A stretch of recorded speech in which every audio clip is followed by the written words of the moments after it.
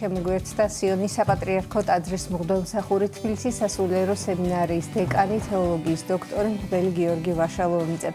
საქართველოში დაცული სიწმინდეებისა და მათი მნიშვნელობის შესახებ ვისაუბრებთ დღეს. დილამშვიდობის მამა გიორგი დაგლოცეთ. დილამშვიდობის ღმერთმა დაგლოცოთ და გაგახაროთ თქვენ და სრულიად საქართველოს.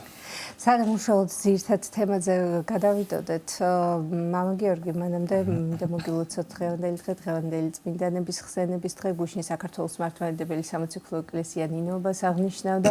დღეს მისი მშობლების ხსენების დღე არის და გვინდოდა ორივე სიტყვით რომ მათ შესახებ ვისაუბროთ, თუ ვინ იყვნენ და როგორი იყო მათი ცხოვრება და მოღვაწეობა. დიახ, უპირველეს ყოვლისა მეც შევუერთები თქვენს ფილოცვას. გუშინდელი დღე ძალიან დიდი დღე გახლდათ. ასევე იყო გუშინ სამებობა მოგეხსენება, თვითმფრინავის მეორე დღე ყოვლადწმინდა სამების ხსენების დღეა და ამავდროულად არ არის შემთხვევითი რომ ამ დღეს სწორედ წელს დაემთხვა წმინდა ნინოს საქართველოში შემობრძანების დღე. წმინდა ნინო გახლავთ უაღრესად მოგეხსენება თქვენ დიდი მოღვაწე, რომელმაც განასრულა საქართველოში მოციქულთა ხადაგებლობითი ღვაწლი და სწორედ მისი მოღვაწეობის შედეგად საქართველოში სახელმწიფო რელიგიად გამოცხადდა ქრისტიანობა და რა თქმა უნდა უპირველეს ყოვლისა ჩვენ ქრისტიანობამ არა მარტო ჩვენ ზოგადად სრულიად სოფლიოს მისცა მაცხოვნებელი და გადამჩენელი რწმენა და ჩვენ შემთხვევაში ჩვენს ქვეყანას ასევე მისცა ის რითიცაც ჩვენ ზოგადად ქართველები გვქვია, ჩვენი კულტურა, ჩვენი ხელოვნება, ჩვენი ლიტერატურა, ზოგადად თვითმყოფადობა ჩვენი სწორედ ქრისტიანობამ განსაზღვრა და მისი მშობლები, წმინდა მშობლები რა თქმა უნდა მშობელნი ამ უდიდესი მოღვაწისა იყვნენ ასევე უაღრესად წმინდა ადამიანები და არიან წმინდა ადამიანები ზაბულონი და სუსანა.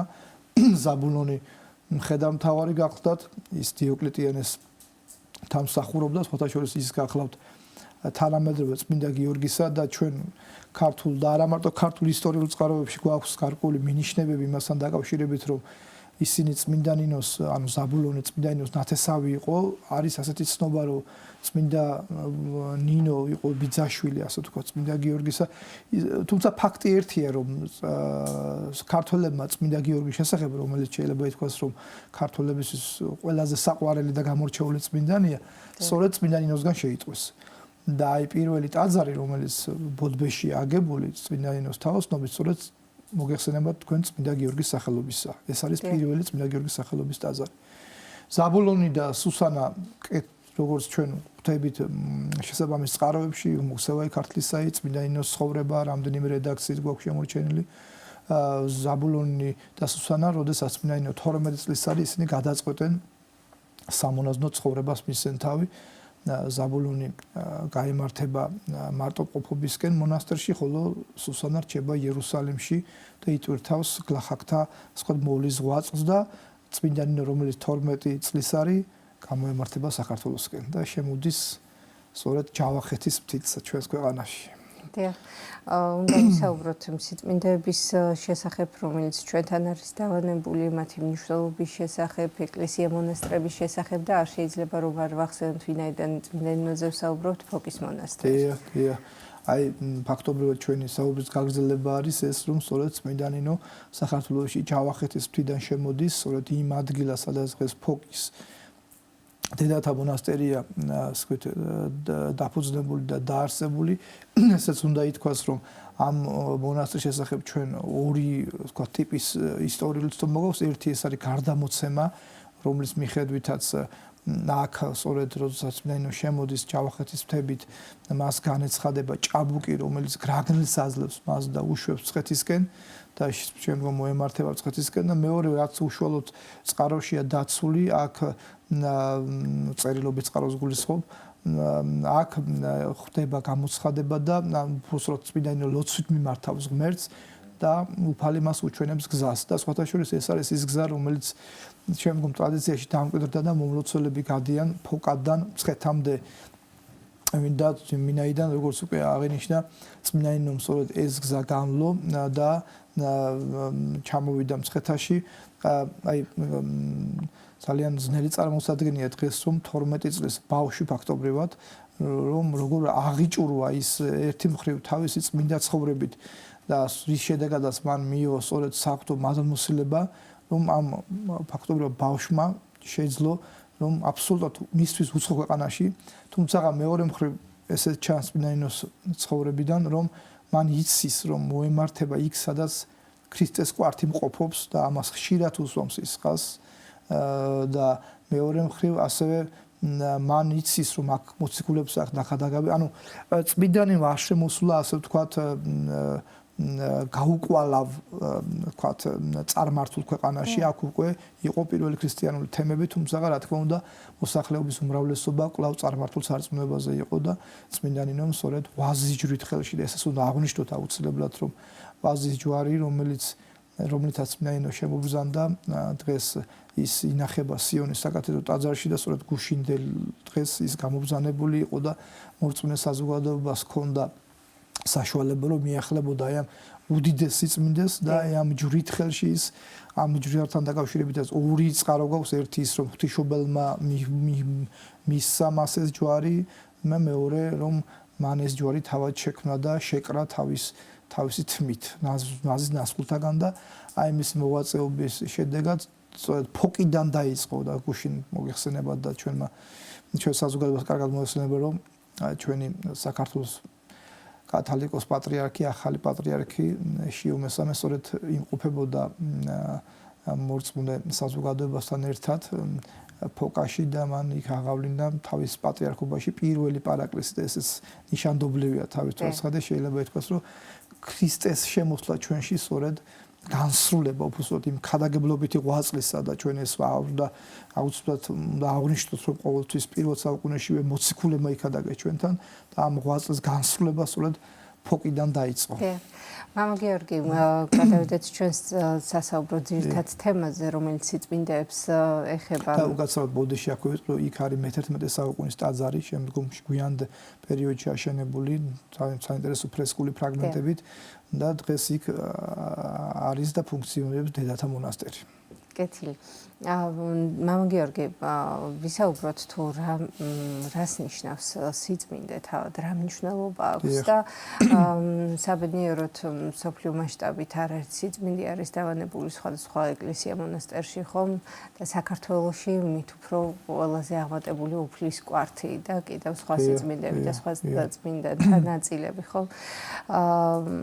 რა მნიშვნელობა აქვს ამას ჩვენთვის, ჩვენი ქვეყნისთვის და ზოგადად სიწმინდის მნიშვნელობაზე ვისაუბროთ. დიახ, უპირველეს ყოვლისა უნდა ვთქვათ, ზოგადად რა არის სიწმინდე, ან უკეთ ვინ არის ეს სიწმინდე და რა თქმა უნდა უზენაესი სიწმინდე თავად ღმერთია და ყოველი თქვათ შემდგომში ნივთება მისგან იღებს განწმენდილობას და თუ კი ნივთება ითქმის სიწმინდედ, ითქმის მხოლოდ და მხოლოდ ღვთის მადლითა და წყალობით. აი ჩვენ ესაიას წინასწარმეტყველებაში გვაქვს ქერუბიმთა საგალობელი, წმიდა საბაოთ უფალი, შემდგომ უკვე ახალ აღთქმაში წმიდა ღმერთო, წმიდა ძლიერო, წმიდა უკდაო შეგვიწყალენ ჩვენ და ნუ ეს უკავშირდება მე-5 საუკუნეში ბიზანტიაში განსაცდელს და რომლის თქვათ გამოხსნის გზა ღმერთმა მათ მისცა სწორედ ამ საგალობლით, როცა ერთ-ერთმა ყრმამ ეს მოისმინა და შემდგომ ეს დამკვიდრდა უკვე ლიტურგიულ ტრადიციაში და როგორც ვინ არის წმინდა, როგორც უკვე აღნიშნეთ, ნებისმიერი წმინდა ადამიანი ხდება და არა მარტო ადამიანი, ზოგადად ნივთება ხდება საღვთო სიწმინდით წმინდა. აი მაგალითად საინტერესო გახლავთ ის, რომ წმინდა იოანე დამასკელი თავის ცნობილ გარდამოცემა მართლმადიდებელ სარწმუნოებაში ამბობს, რომ ბუნებითი ღმერთი ერთია, მაგრამ წმინდა ადამიანები, რომელნიც წმინდად ცხოვრობენ, ისინი მათ წმინდა დამასკელი მოძღვარი უწოდებს მადლით ღმერთებს, ანუ საღვთო მადლით განღრთობილებს. ვინ არის წმინდა? აი კარგად არის ფსალმოში ჩამოყალიბებული, რომ ვინ საუბრობს თასაუბრისას და უბრალო ხელითა და წმინდა იგულით. რა თქმა უნდა, თასაუბრისასაში იგულისხმება საღვთო სათნოებები, რომლის მომხვეჭელობის შედეგად ადამიანი განიწმინდება და განწმენდილ გულში, ესე იგი ივანებს ღმერთი. ყველაზე სიწმინდე დღეს შეიძლება ითქვას, რომ ეს არის ევქარისტია, ანუ ქრისტე, რომელსაც ჩვენ მივიახლებით პური დაღვინო, რომელიც საღვთო ლიტურგიაზე სულიწმიდის მოქმედების შედეგად გარდაიქმნება ქრისტეს ჭეშმარიტ სისხლად და ქრისტეს ჭეშმარიტ სისხლად. ამაზე დიდი სიწმინდე სამყაროში არ არსებობს. იმიტომ რომ ეს არის თავად ქრისტე. და როგორც ავუჩვენთ, არაერთი სიწმინდე არის ჩვენს ქვეყანაში ხოლმე დაბრძანებული, დავანებული და სწორედ ამ მნიშვნელობაზე მინდა გკითხოთ, თუ რა მნიშვნელობა აქვს ამას ჩვენი ქვეყნისთვის და თითოეული ჩვენგანისთვის, ჩვენი ერისთვის. დიახ, მართლაც ჩვენი ქვეყანა გამორჩეულია ამ უაღრესად დიდი მნიშვნელობისა და ძალიან ბევრი სიწმინდით. მაგალითად, უნდა ითქვას ის, რომ თქვენ სწორად აღნიშნეთ თქვენს ვთქვათ, სიტყვაში დასაწყისში, რომ ქრისტეს კვართი არის ჩვენი ყველაზე დიდი სიწმინდე. ამაზე დიდი სიწმინდე ეს არის თავად მაცხოვრის მყოფობა მცხეთაში და ისტორიულ წყაროებში სწორედ ამის გამო მცხეთას ხშირად მეორე იერუსალიმი ეწოდება და მეცაც გეტყვი თქვენ ის ადგილი, სადაც მაცხოვრი დაკრძალეს, მოგეხსენებათ იერუსალიმში, სადაც დღეს წესლი გარდამოდის, იქ უფლის სხეული მყოფობდა მხოლოდ 3 დღის განმავლობაში. ხოლო მცხეთა არის სავანე, სადაც ქრისტეს კვართი მყოფობს, ვიდრე მის მეორე მოსვლამდე. ამ კუთხით შეიძლება აღმატებულის კი იყოს, თქვათ, მცხეთის მნიშვნელობა, თქვათ, იერუსალიმთან, თუმცა რა თქმა უნდა, ამით რა თქმა უნდა, ჩვენ არ ვაკნინებთ არავითარ შემთხვევაში იერუსალიმს პირიქით. თუმცა ჩვენ ესეც საინტერესო რომ ქრისტეს კვართამდეც გვაქვს აქ, მაგალითად თქვენ საზოგადოებას კარგად მოიხსენება წმინდა ელია წინასწარმეტყველის ხალენის შესახებ, რომელიც აქ ებრაელებმა ჩამოიტანეს ჯერ კიდევ, როდესაც მათი, დევნის შედეგად ვიცი ჩვენ ძველი აღთქმის ისტორიიდან ნაბუქოდონოსორის შემოსევების შედეგად ებრაელები სხვადასხვა სოფლიოს სხვადასხვა კუთხეში გაიფანტნენ და ერთ-ერთი სავანე, სადაც ისინი დამკვიდრდნენ, გახლავთ მცხეთა და ბაზაშორის ესეც უნდა ითქვას, რომ ეს თქვენ იცით, რომ ძველი აღთქმის პერიოდის ბოლო ეპოქაში ისრაელიერი განუდგა ღმერთს და დარჩა ძალიან მცირე ნაწილი, რომელმაც ძველი აღთქმის მსახურება, ჭეშმარიტი მსახურება შეინარჩუნა. და ეს ნაწილი სწორედ მცხეთაში მოდის. სწორედ ამიტომ ხდება, რომ მათი ფაქტობრივად შეიძლება ითქვას, რომ ძველი აღთქმის ჭეშმარიტი მსახურება მცხეთაში გრძელდება მათ მიერ. და სწორედ ამიტომ მათ ჩამოაქვთ ძველი აღთქმის ყველა აღმატებული სიწმინდე ელია წინასწარმეტყველის ხალენი. ხალენი მოგეხსენებათ მოსასხამს ნიშნავს, რომლის შემდგომაც ასე თქვათ, თუ შეიძლება ასე ითქვას, შთამომავალია ომოფორი საეპისკოპოსო უკვე ახალ აღთქმაში და ხალენი ომოფორი მოგეხსენება ზოგადად ნიშნავს სამღვდელმთავრო უფლებას და მღვდელმთავრობას გარკვეულ ეპარქიაზე. ანუ ეს ხალენის შემობრძანება მცხეთაში ნიშნავდა, რომ სამღვდელო მოქმედება ძველი აღთქმისა ჭეშმარიტი მოქმედება მცხეთაში გაგრძელდა ხალენით და ეს ხალენი დაეგრძალა სწორედ იქ, სადაც მოგეხსენება დღეს ასევე დაკრძალულია ქრისტეს კვართი. ერთი მხრივ ხალენით და მეორე მხრივ ქრისტეს კვართით ორი აღთქმა სწორედ მცხეთაში ხდება ერთმანეთს. ძველი აღთქმა ხალენის სახით ელია წინასწარმეტყველისა, რომელიც სხვათა შორის ისე თქვენ რომ ასევე ახალ აღთქმას უკავშირდება, იმიტომ რომ ის არ მომკვდარა და არის წინასწარმეტყველება, რომ ის მეორე მოსვლას კვლავ დაბრუნდება, ანუ ის თავისი მნიშვნელობით ახალ აღთქმას უკავშირდება, სწორედ ამიტომ განეცხადა სწორედ ელია ერთ-ერთი მიზეზი ესეც იყო თაბორზე მაცხოვარს ფერისვალებისას და მეორე მხრივ ქრისტეს კვართი, რომელიც იცით ეს კვართი თქვენ იცით იყო და არის განურღვეველი კვართია და ჩვენ გვაქვს კვებრიანე კართაგენელის ბრწყინვალე განმარტება ამ კვართის შესახებ, სადაც ის ბრძანებს, რომ განურღვევლობა კვართისა ნიშნავს განურღვევლობას ეკლესიისა. ანუ ახალი აღთქმის ეკლესიის სახეა, თუ კი ხალენი ეს გახლავთ ძველი აღთქმის ეკლესიის სახე, ქრისტეს კვართი გახლავთ სახე ახალი აღთქმის ეკლესიისა. და თქვენ იცით, რომ ძველი აღთქმა დასრულდა და ახალი აღთქმა დაიწყო და ეხლა ჩვენ სულთმფრენობა დღეს ასწავლეთ, სწორედ არა, 2 დღის კვირა დღეს. და თქვენ კარგად მოგეხსენებათ, რომ სულიწმინდის მოფენით დაფუძნდა ახალი აღთქმის გამომხსნელობითი ეკლესია. და თქვენ ისიც მოგეხსენებათ, რომ ეს დღესასწაული 50-მე დღეს მოხდა აღდგომიდან და ამით ის დაემთხვა, ასე ერგასობას, ანუ ერგასობა ეს იყო ძველი აღთქმის დაფუძნების დღესასწაული 50-ობა. გარდა ამ სიწმინდეებისა ჩვენ ასევე ძალიან რატო თქვათ სურს ამის შესახებ საუბარი, იმიტომ რომ მხოლოდ ის რომ ქრისტეს კვართია, თქვათ იქ ესა მარტო ნივთება არ არის. ყველაზე მთავარი ის არის რა მნიშვნელობა აქვს და რა დატვირთვა აქვს ნებისმიერ სიწმინდეს იგივე ელიას ხალხს რომელზეც ვისაუბრეთ ქრისტეს კვართს რომელზეც რა თქმა უნდა შეიძლება საუბრობ და ძალიან ბევრი ამ თემასთან დაკავშირებით სასაუბრო რატომ მაინც და მაინც ქართლში მოხდა და სხვათა შორის ეს კვართი სწორედ იმ ცხეთელმა ებრაელების შთამომავლებმა შემოიტანეს აქ ელიო ცხეთელმა და ლონგინოს კარსლმა რომელიც იმათი შთამომავლები იყვნენ თავის ძოზე რომ ხალენი მოიტანეს და კი ბატონო ასევე ჩვენ გვაქვს ღვთისმშობლის კვართიც არა ზუგდიდის მუზეუმში დაბრძანებული ყოვლადწმინდა დედისა ესეც სავითარო ცხადია უაღრესად დიდ სიწმინდეს წარმოადგენს ჩვენი ქვეყნისთვის და რა ვიცი სამსჭვალი გვაქვს ჩვენ და ასე შემდეგ ძალიან ბევრი სიწმინდის მტვირთველი და მფლობელია ჩვენ ქვეყანაში. როგორც ანეთ მამა გიორგი ეს მხოლოდ ნივთები არ არის თავისთავად და განსაკუთრებული მოწიწება, მორიდება და მიახლება ჭირდება შესაბამისად და აღქმა და გააზრება იმისა თუ რა სიწმინდეები არის ჩვენთან დავანებული და როგორი უნდა იყოს დამოკიდებულება ჩვენი მხრიდან. ჩვენ საზღვარგარეთაც არაერთხელ ვთქვათ შეიძლება ყოფილვართ იმისათვის რომ ამ თუ იმ სიწმინდეს მივახლებოდით ხომ საქართველოშიც მათ შორის ძალიან საინტერესო არის თვითონ როგორი უნდა იყოს კი ვახსენეთ მოწიწება, მორიდება, მაგრამ ეს მხოლოდ ერთჯერადი მიახლების სახით არ უნდა იყოს და რაღაც გარკვეული სურვილის შესრულების სათხოვნელი, ასე ვთქვათ, რაც ხშირად ხდება ხოლმე, ხომ?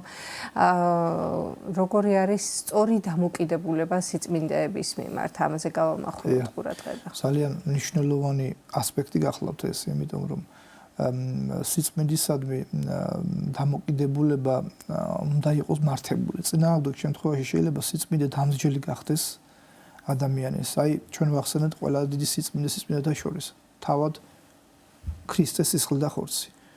აი კარგად მოგეხსენება ჩვენი ტელემაყურებელს რომ ჩვენ ზიარების ნალოცვებში გვევედრებით უფალს რომ არ გახდეს დამსჯელი ეს სიწმინდე ჩვენთვის არამედ გახდეს და შეიქმნას საკურნებელი სულისა და ხორცისა. რატომ? თავისუფალია თავად სიწმინდე დამსჯელი არ არის. დამსჯელი ადამიანის უღირსება. არასწორი დამოკიდებულება სიწმინდის მიმართ. და ეს ვთქვათ კონტექსტი განივრცობა აბსოლუტურად ყველა სიწმინდის მიმართ, რომელსაც ჩვენ მივიახლებით.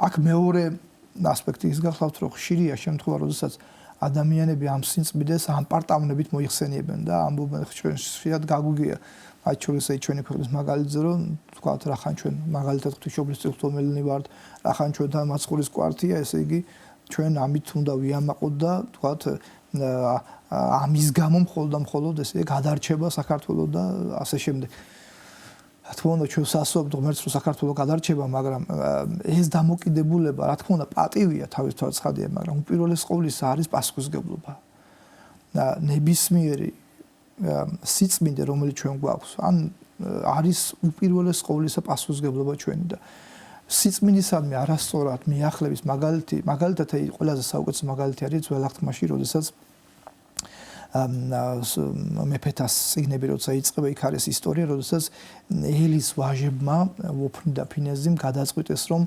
ფილისტიმელთა წინააღმდეგ ბრძოლაში გამოეტანათ აღთქმის კიდობანი ისე რომ ღმერთს არ კითხეს ან უპატდა მათ ჰქონდათ იმედი რომ ამ აღთქმის კიდობნის ვთქვათ 8 წლით ისინი გაიმარჯვებდნენ და მოხდა პირიქით ისინი დამარცხდნენ ღვთისდაშვები და ეს აღთქმის კიდობანი ყველა დიდი სიწმინდე ძველი აღთქმისა საერთოდ გაიტაცეს ფილისტიმელებმა მე კი დაბრუნდა ის პატივით იერუსალიმში მაგრამ რას ნიშნავს ეს რომ არასწორმა ამ პარტავნებითმა და ასე ვთქვათ გულზვაობითმა დამოკიდებულებამ ეს სიწმინდე დამჯელი გახადა მათთვის წინვალე მაგალითია როცა სოლომონი აკურთხებს თავის ტაძარს სოლომონის ტაძარი ეს გახლავთ მოგეხსენებათ პირველი ტაძარი ზოგადად სოფლიოში ის ამბობს ღმერთს ეუბნება რომ უпроსოდ ღმერთი ეუბნება მას ეცხადება რომ თუ კი შენ და შენი შთამომავლობა მე თაყვანს წემს მე ამ ტაძარს გავხდი სადიდებლად ჩემდა მაგრამ თუ კი შენ და შენი შთამომავლობა გამიდგება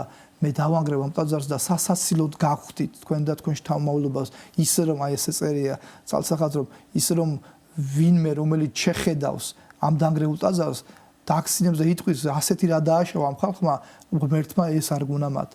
ნუ ეს ყველაფერი გასულ წელს აია სოფიაში გახდით კონსტანტინოპოლში და როცა ვუყურებდი აი ამ უდიდეს ნიშნულობის ტაძარს სადაც წმინდა იონა ოქროპირწირავდა და უდიდესი ჩვენი წმინდა მამები აი ეს შეგრძნება მქონდა მე პირადად სწორედ რომ და დღეს მეჩეთია იქ მოიხსენება და არ აღესრულება სამწუხაროდ მართლმადიდებლური ღვთისმსახურება და აი ამ ეს ყველაფერი კრებსითად ერთ რამეზე მეტყველებს რომ სიწმინდეთადმი იგივე ტაძრისადმი რომელიც ასევე ღვთისმსახლად თითქმის დამოკიდებულება უპირველეს ყოვლისა უნდა იყოს გულშემოსრული ვინაიდან ამ სიწმინდეებისგან ადამიანმა უნდა მიიღოს მადლი და მადლის მიღება ხდება როდესაც შესაბამისი გამზადებულობა აქვს პიროვნებას თქვათ აქ არ არის იმაზე საუბარი რომ თქვათ ზიარების შემთხვევაში და ამობენ რომ ვინ არის ღირსი ზიარების თავის თოცხალია არც არავინ არის მაგრამ სწორედ ჩვენი უღირსობისთვის ხდება ნაწმინდა ზიარების მიღება ჩვენს მიერ.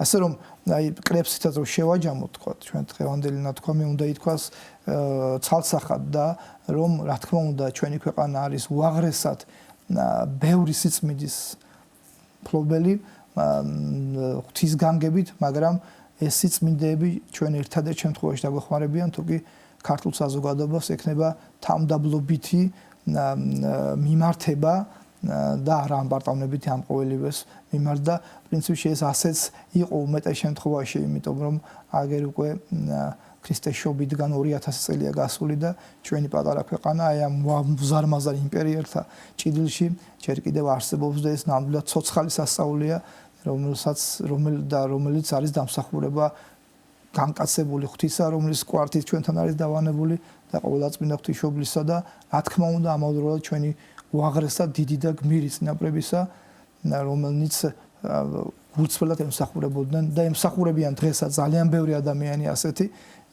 ემსახურებიან დღესაც ღმერთსა და სამშობლოს. ემსახურებიან ღვთისწყალობით და ღვთისმინდად. ძალიან დიდი მადლობა მამა გიორგი მობრძანებისთვის, საინტერესო საუბრისთვის და განმარტებებისთვის. თქვენ შეგახსენებთ, რომ სტუდიის სტუმარი გახდათ სიონის საპატრიარქო ტაძრის მღვდელმსახური თბილისის სასულიერო სემინარიის დეკანი თეოლოგიის დოქტორი მღვდელი გიორგი ვაშალოვიძე.